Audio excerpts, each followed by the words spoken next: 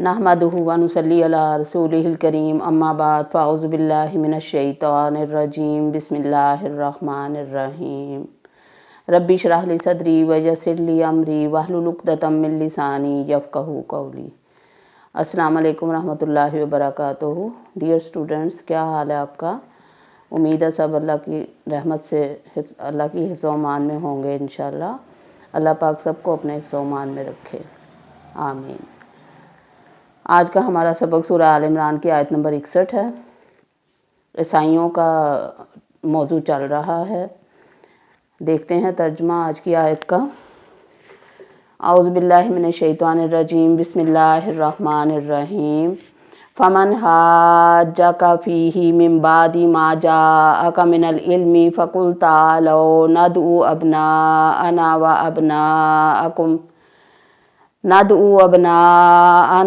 अबनाअकुम व निसाअना व निसाअकुम व अनफुसना व अनफुसकुम सुम्मा नब्तहिल फ़नजअल लानतल्लाहि अलल काज़िबीन। सदक़ल्लाहुल अज़ीम। फमन फापस मन जो, हाज्जा का झगड़ा करे तुझसे, फ़ी ही इस बारे में, मिन बादी मिन से बादी बाद, माँ जो जाआका आ गया आपके पास, मिनल इल्मी मिन से अल इल्मी इल्म ख़ास इल्म, अल इल्म इसम मारफा है। फ़कुल पस कह दीजिए, तालो आओ तुम सब आओ, नदउ हम बुलाते हैं, नदउ हम बुलाते हैं, अबनाअना अपने बेटों को, व अबनाअकुम और तुम्हारे बेटों को, व निसाअना और अपनी औरतों को, व निसाअकुम और तुम्हारी औरतों को, व अनफुसना और हम खुद, व अनफुसकुम और तुम सब। सुम्मा फिर, नबतहिल हम मुबाहला करते हैं, हम गिड़गिड़ा कर अल्लाह से दुआ करते हैं, फ़नजअल फिर हम करेंगे, लानता लानत अल्लाही अल्लाह की, अला पर, अल काज़िबीन झूठों पर। इस आयत में हमने देखा था कि हज़रत ईसा अलैहिस्सलाम को के जो इनकार करने वाले थे, जो हज़रत ईसा अलैहिस्सलाम ईसाइयत में जो तहरीफ करने वाले लोग थे, उन लोगों का जिक्र आया। तो ये हुआ था 10 हिजरी में मुबाहला हुआ था। हुज़ूर सल्लल्लाहु अलैहि वसल्लम के पास ईसाइयों का एक गिरोह आया था जो तकरीबन 70 लोगों पर मुश्तमिल था। 60 लोग थे और साथ 14 उनके सरदार थे। तो ये वफ़द आया था नबी पाक सल्लल्लाहु अलैहि वसल्लम के पास। कबीला बनु नजरान से ताल्लुक़ था इनका, जो ईसाइयों का गढ़ था उस ज़माने में। ये यमन और सऊदी अरब के दरमियान में एक कबीला था नजरान, ईसाइयों का कबीला। तो ये ईसाई नबी पाक सल्लल्लाहु अलैहि वसल्लम से मुनाजरा करने के लिए आए थे, बहस व मुबाहिसा करने के लिए, हुज्जतबाजी करने के लिए आए थे।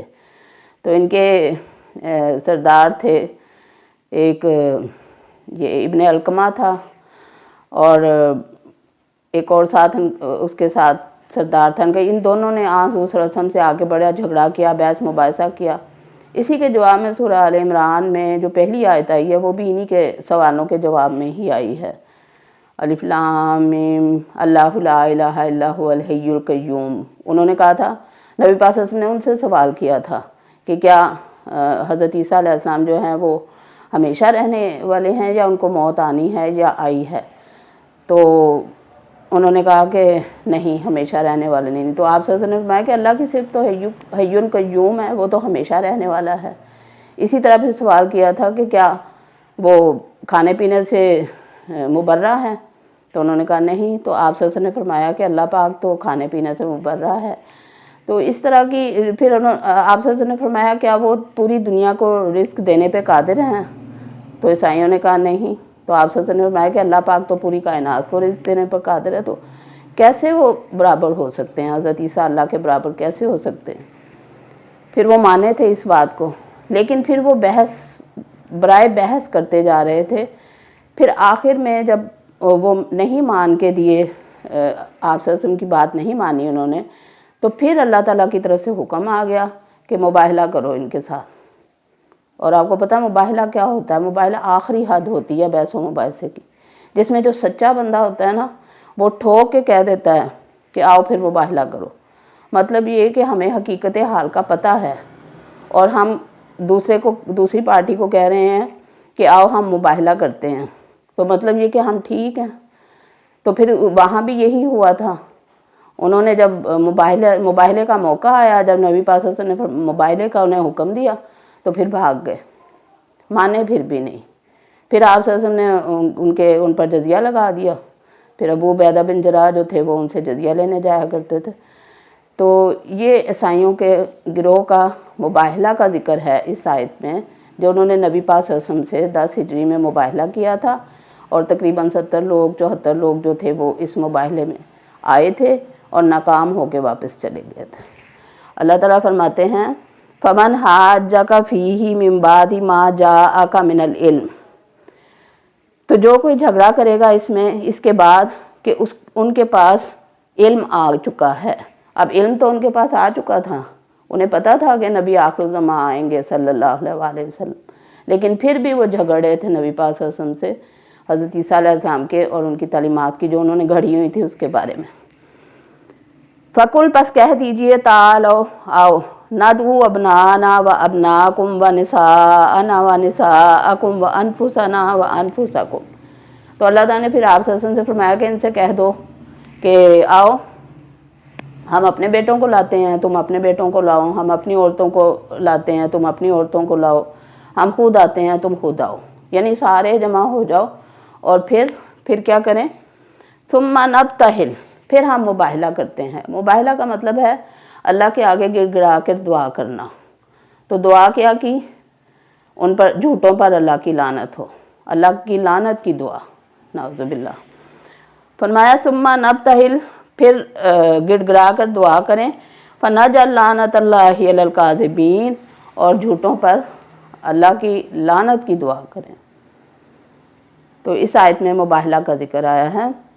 اور پھر ہوا یہ کہ وہ ان کے سرداروں نے آپس میں مشورہ کیا، باہمی مشورہ کیا، اور وہ جو اصلی اہل علم ان میں جو تھے، صحیح علم جانتے تھے، ان کو پتہ تھا کہ یہ سچے پیغمبر ہیں، سچا دین ہے. تو انہوں نے اپنے سرداروں کو مشورہ دیا، باقیوں کو، کہ اگر ہم ان سے مباہلہ کریں گے تو ہم تباہ و برباد ہو جائیں گے، لہذا چاہیے یہ کہ ہم چپ کر کے نکل جائیں یہاں سے. تو پھر وہ واپس چلے گئے تھے شکست خوردہ ہو کر. حضرت ابن عباس رضی اللہ تعالیٰ عنہ سے ایک حدیث بھی مروی ہے اس زمن میں.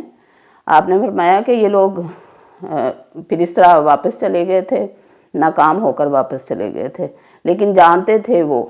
اور انہوں نے حضرت ابن عباس فرماتے ہیں کہ اگر یہ لوگ مباہلہ کر لیتے تو پھر جب یہ واپس جاتے تو نہ ان کو اپنی اولاد ملتی، نہ اپنے مال ملتے، سب کچھ برباد ہو گیا ہوتا، کیونکہ لعنت کی دعا کرتے ہیں نا مباہلہ میں. اللہ تعالیٰ ہمیں محفوظ رکھے ان سارے حالات سے اور حالات سازگار رکھے. اللہ اپنے مطیع اور فرما بردار بنائے رکھے تمام مسلمانوں کو. وما علینا الا البلاغ. سبحانک اللہم و بحمدک، اشہد ان لا الہ الا انت، واستغفرک واتوب الیک. اللہ حافظ.